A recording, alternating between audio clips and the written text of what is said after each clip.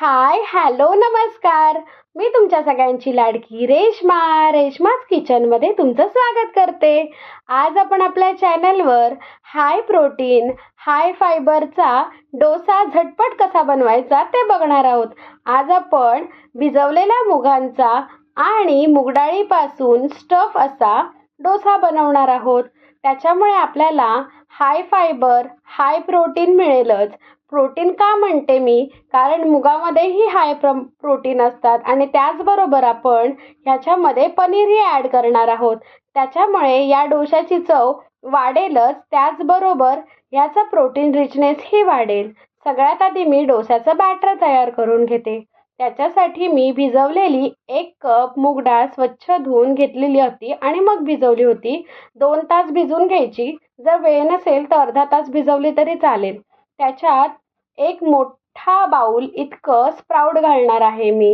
हे मुगाचं स्प्राऊट आहे. त्याचबरोबर त्याच्यामध्ये अद्रक, लसूण, जिरा, मीठ असं घालणार आहे.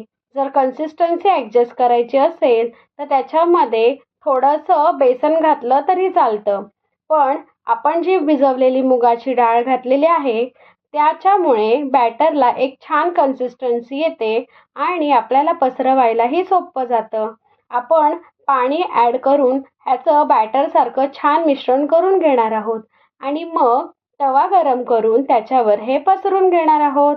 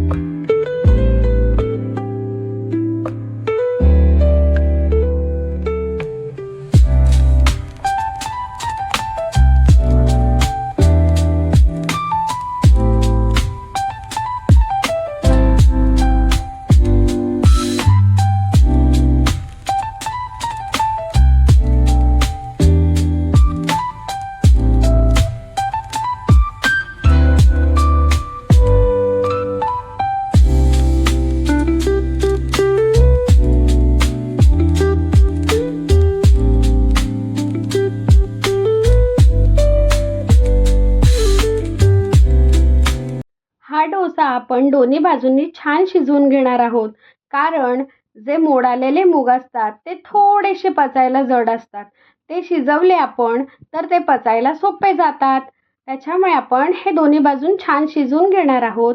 मग एका साईडला थोडंसं आपण तूप लावून घेणार आहोत. जर तुम्ही डाएट करत असाल तर तूप लावायची गरज नाही आहे.